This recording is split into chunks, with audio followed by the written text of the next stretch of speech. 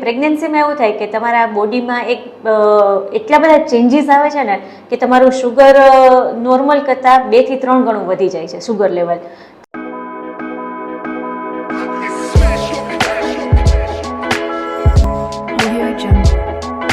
જય શ્રી કૃષ્ણ. અચ્છા, તમારું એક ક્વિક ઇન્ટ્રોડક્શનથી આપણે આ વિડીયો સ્ટાર્ટ કરીશું. જય શ્રી કૃષ્ણ. મારું નામ કેયુરી પ્રશાંત સિંગાડા છે. પહેલાં જ્યારે હું ધોરણ 12માં હતી ત્યારે મને ડાયાબિટીસ ડિટેક્ટ થયું હતું. 12મા ધોરણમાં? એટલે તમારી ઉંમર કેટલી હશે એ ટાઈમે? 17 વર્ષ. ઓહો, એ ટાઈમે તો જ્યારે માણસને ખબર પડતી હોય કે કેવી રીતે આખું વર્લ્ડ હોય પ્લસ માઇનસને ખબર પડે, એ ટાઈમે તમે ઓલરેડી એક ઓટોઇમ્યુન ડિસીઝ સાથે ડીલ કરતા હતા. તમને હાજી બહુ પ્રોબ્લેમેટિક લાગ્યું કે બહુ ઈઝી લાગ્યું? શરૂઆતના લેવલમાં જ્યારે ડાયાબિટીસની સમજ નહોતી ને ત્યારે થોડું પ્રોબ્લેમેટિક લાગ્યું, પણ જ્યારે ડાયાબિટીસ સાથે દોસ્તી થઈ ગઈ ને પછી આ બધું એકદમ ઈઝી થઈ ગયું હતું મારા માટે. એટલે દોસ્તી એટલે એમાં શું પ્રોસિજર શું હોય મને એ નથી ખબર પડતી. મેં ખાલી સાંભળ્યું છે કે એમાં ડેલી શુગર ચેક કરવી પડે, કંઈ ઇન્સ્યુલિન લેવું પડે, but I am not sure કે કેટલી વાર ચેક કરવી પડે ને કેટલું ઇન્સ્યુલિન ડોઝ લેવું પડે. હા, ડાયાબિટીસમાં 4 વખત આપણે ઇન્સ્યુલિન લેવું પડે અને દિવસમાં 3 થી 4 વખત આપણે ચેક કરવું પડે. શરૂઆતના લેવલમાં સમજ નહોતી પડતી કે કેટલું ઇન્જેક્શન લો, ક્યારે શું લો, બહુ લાઇટલી લીધું હતું. પણ ધીરે ધીરે જેમ સમય પસાર થતો ગયો ને એમ સમજાણું કે ના, આ જે એક આપણે જે સ્ટ્રિક્ટ રૂટીન કેમ ફોલો કરીએ છીએ આપણી લાઈફ હેલ્ધી રાખવા માટે, એમ આપણે ડાયાબિટીસમાં આપણે એક સ્ટ્રિક્ટ રૂટીન તો ફોલો કરવું જ પડશે કે રોજ સવારે ઉઠીને ચેક કરવું, જમ્યા પહેલાં ચેક કરવું. એ પ્રમાણે મેં 1-1.5 વર્ષ મેં ફોલો કર્યું ને એટલે મારી ડાયાબિટીસ સાથે એકદમ સરસ દોસ્તી થઈ ગઈ અને મને સમજાઈ ગયું કે ભાઈ આ સમયે આવી રીતના હું કરીશ તો મારી લાઈફ એકદમ ઇઝી થઈ જશે. ઓકે, તો જેમ કહેતા હોય કે ખાવા પીવામાં બહુ ધ્યાન રાખવું પડે અને બહુ બહારનું નથી ખાવાનું કે બહુ આવી નથી ખાવાની, આવી વસ્તુ નથી ખાવાની, તો એમાં કંઈક બાઉન્ડેશન હોય કે બધું ખાઈ શકો but in a limited way? હા, બધું ખાઈ શકે પણ થોડું લિમિટમાં. ધારો કે અત્યારે કેરીની સિઝન છે તો બીજા બધાની જેમ આપણે કેરીનો રસ ન ખાઈ શકીએ. આપણે આપણી જાતને સમજાવવું પડે કે ના, હું ડાયાબિટીક છું તો મને સૌ મનાઈ નથી, પણ મને એટલી બધી છૂટ પણ નથી કે હું બીજા બધાની જેમ લઈ શકું. દિવસમાં 1 વાટકી છે કે એવી રીતના આપણે આપણા ડોઝ પ્રમાણે આપણે સેટ કરવું જરૂરી છે. ઓકે, તમે વાત કરતા તમે 12મા ધોરણે હતા ત્યારે તમને ડિટેક્ટ થયું અને પછી તમે કોલેજ પણ કર્યું, તો એમાં તો તમે પછી કેવી રીતે બધું મેનેજ કર્યું હશે? College life because it's a part of life, જ્યારે તમને બધી નવી વસ્તુ એક્સપ્લોર કરવા મળે અને એવા ટાઈમે તમે ઓલરેડી એક ઓટોઇમ્યુન સાથે ડીલ કરો છો બીંગ અ ટાઈપ 1, એટલે તમને શું કંઈક ચેલેન્જીસ ફેસ કર્યા છે? હા, થોડા ઘણા ચેલેન્જીસ ફેસ કરવા પડ્યા, કેમ કે બીજા બધાની લાઈફની જેમ આમાં આપણે નોર્મલી નથી હોતું. થોડું જેમ બહાર જઈએ છીએ તો કેમ આપણું ફૂડ કંટ્રોલ છે, આપણું ડાયાબિટીસ કંટ્રોલ છે, આ બધું આપણે ચેક કરતાં એની સાથે આગળ વધવાનું છે. ધારો કે જે એક્ઝામનો સમય આવ્યો છે તો થોડું સ્ટ્રેસ લેવલ રહેવાનું છે, સ્ટ્રેસ આવશે તો શુગર વધવાનું છે, તો એ પ્રમાણે મારા ડોઝ ચેન્જ કરવા પડશે. તો કોઈ પણ આવી કોઈ પરિસ્થિતિ ચેન્જ થઈ તો મારે મારા શુગરને સમજીને એ પ્રમાણે મારે રિએક્ટ કરવું પડશે. આ મારે શીખવું પડ્યું. આ બધું કોલેજ સમયે આ મને શીખવું પડ્યું અને આગળ જતા આ બધું મને બહુ જ કામ આવ્યું. બહુ જ કામ. એટલે સમહાઉ તમે અંદર ખુશ છો કે તમે તમારા બોડીને કેવી રીતે મેનેજ કરવાનું એ તમે શીખી ગયા છો. હાજી, જે અમે નોર્મલી તો અમે નહીં શીખી શકતા. ગમે ત્યારે ખાય છે, ગમે ત્યારે આડા પડી જાય છે, અમને કંઈ ખબર ન હોય. એટલે અમને તો એકચ્યુઅલી તમે તો બહુ સિસ્ટમેટિક છો. મેં જે શીખવાની જરૂર છે અમારા જેવા લોકોને છે. હા, ડાયાબિટીસ એક શિસ્ત છે. ડાયાબિટીસમાં તમે એક શિસ્ત લઈ આવશો ને પછી તમને કોઈ જ તકલીફ નહીં થાય આખી જિંદગી. ઓકે, તો કોલેજમાં તો તમે કોઈ સ્પોર્ટ્સ ને એમાં કોઈથી તમને એવું થયું કે મારી ડાયાબિટીસ જો છે એ વસ્તુઓમાં બાઉન્ડેશન બની? નહીં, જરાય નહીં. એવું જરાય નથી કે તમને ડાયાબિટીસ છે તો તમે આ વસ્તુ નહીં કરી શકો, આ વસ્તુ નહીં કરી શકો. એવું કંઈ જ નથી કે જે ડાયાબિટીસને લીધે આપણે ના કરી શકીએ. ઓકે, કારણ કે મારા મગજમાં પ્રશ્ન હતા કે યાર જે લોકો આટલામાં પછી એમને શુગર વધતું જાય ઘટતું જાય તો જરીક આમ રનિંગ કરી લેશે, સ્પોર્ટ્સમાં એક્ટિવ કરશે તો પછી મેનેજેબલ છે બધું એક સાથે?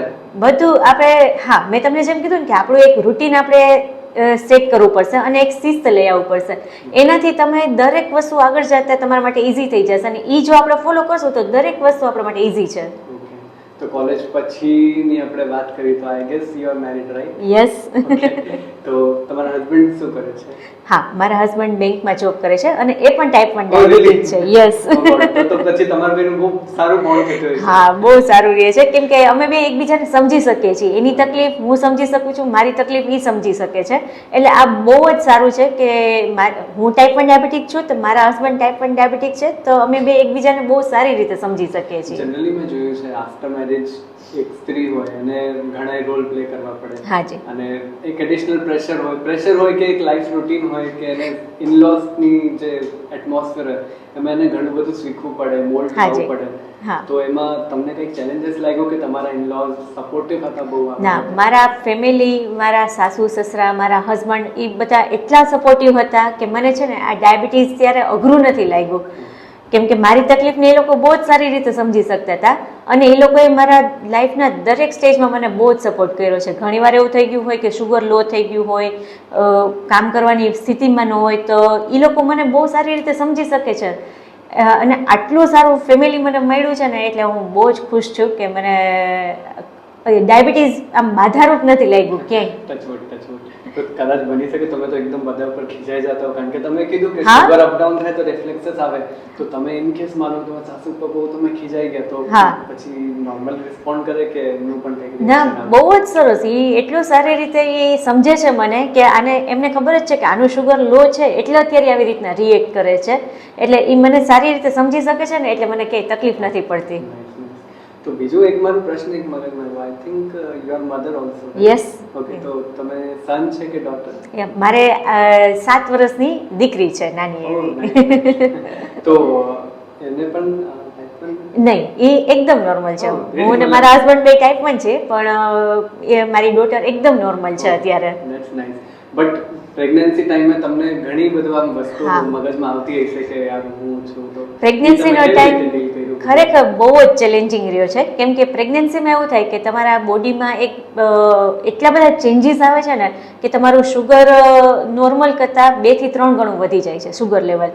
તમારા ઇન્જેક્શન, તમારા ડોઝ જે હોય છે ને એ પણ 2 થી 3 ગણા વધી જાય છે. એટલે પ્રેગ્નન્સી ટાઈમ બહુ ચેલેન્જિંગ રહે છે કેમ કે આમ નોર્મલમાં પણ ચેલેન્જિંગ હોય, પણ ટાઈપ 1 ડાયાબિટીક સાથે પ્રેગ્નન્સીનો ટાઈમ થોડો ટફ છે, પણ વાંધો નથી આવતો. જો ફેમિલીનો સપોર્ટ હોય ને તો ક્યાંય જ આપણને તકલીફ નથી પડતી. આમાં આપણે એમાં ડાયટની વાત કરીએ તો તમે કીધું ઓલરેડી તમારે ડાયટ બધું રેગ્યુલેટ હોય. હા. બટ એક પ્રેગ્નન્ટ વુમનને પ્રોપર ન્યુટ્રિશન્સની પણ જરૂર હોય. હાજી. તો એ બધી વસ્તુઓ તમે બેલેન્સ કેવી રીતે કરી?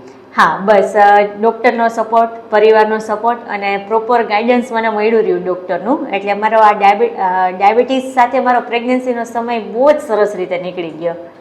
ઓલરાઈટ. અને I think, I am just guessing but I am not sure, તમે જ્યારે જાતા હોય લેબર રૂમમાં ત્યારે પણ તમને ઘણા આમ પ્રશ્ન આવતા હશે કે શું ફ્યુચર રહેશે મારા જનરેશન, ત્યારે તમે એક છોટું એક સ્ટોરી બતાવી શકો કે શું તમારો એક્સપિરિયન્સ હતો જ્યારે તમે લેબર રૂમ સુધી જતા હતા?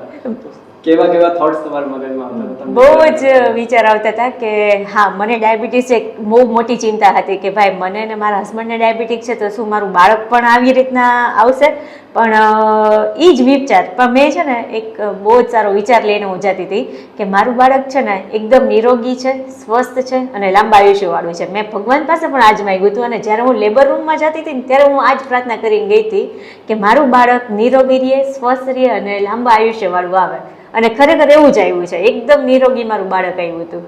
Okay, very nice. તો હવે તો આઈ થિંક એને બહુ ટાઈમ થઈ ગયો, તો કેટલા યર્સ થઈ ગયું તમારી ડોટરને? મારી ડોટરને 7 વર્ષ થઈ ગયા છે. એના ટાઈમે અમે શુગર પણ ચેક કરતા રહીએ દર 2 મહિને 3 મહિને, પણ એ એકદમ નોર્મલ આવે છે. તો એ તો આઉટ ઓફ ક્યુરિયોસિટી તમને પૂછતી હશે ને કે મમ્મી આ તમે ઘડીએ આમ ટ્રિક શું કામ કરો છો, પપ્પા તમે આમ શું કામ કરો છો, તમે એને કેવી રીતે તમે એને પ્રશ્નનો આન્સર કરો? હા, એ નાનું બાળક છે એટલે સ્વાભાવિક છે, આપણને જોશે એટલે ક્વેશ્ચન તો પૂછવાનું છે, પણ એ અમારી સાથે રહીને એ પણ શીખી ગઈ છે.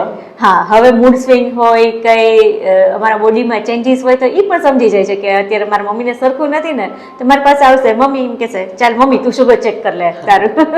એ એક વાત તો સાચી છે, દીકરી એટલે બહુ મારે બહુ જ સમજી જાય કે એના પેરેન્ટ્સને શું અંદર ચાલતું હોય છે. હા, અને આઈ થિંક તમને દીકરી છે પણ એ તમારી એક મધર જેવો જ કેર કરે, બહુ જ સારું ધ્યાન રાખે છે. સારી વાત છે. તો હવે આપણે કમ્પ્લીટ કરીશું કે એવા તમારું ઇન્સ્પિરેશન જો છે ને એ બહુ સારું છે, તમારી સ્ટોરી છે એ બહુ સરસ છે. પણ હવે અમે એક વાત કરી કે તમે બીજા જે ટાઈપ 1 ડાયાબિટીક પેરેન્ટ્સ હોય, કાં તો જે બનવાના હોય કાં તો હજી છે, તો એમને તમે એક મેસેજ આપો તો શું તમારું મેસેજ રહેશે? હા, હું એમને કહીશ કે તમે જ્યારે તમારા બાળક માટે જઈ રહ્યા છો પ્લાનિંગ કરવા માટે, તો તમે એકદમ પોઝિટિવ વેમાં જાજો કે ના, મારું બાળક એકદમ સ્વસ્થ જવાનું છે. એવું ન વિચારતા કે મને ડાયાબિટીસ છે તો મારા બાળકને આવશે, એવો વિચાર જ નથી લઈ આવવાનો આપણે. એટલે જરૂરથી તમારું બાળક એકદમ નિરોગી રહેશે.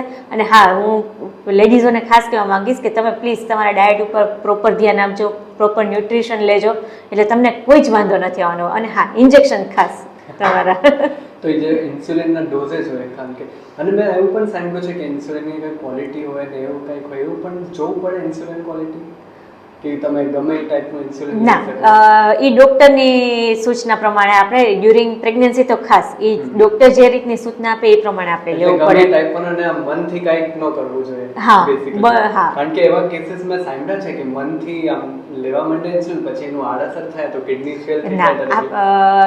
ડ્યુરિંગ પ્રેગ્નન્સી તો બહુ જ ધ્યાન રાખવું પડે કે તમારે તમારી ડૉક્ટરની સલાહ વગર કંઈ જ નથી કરવાનો.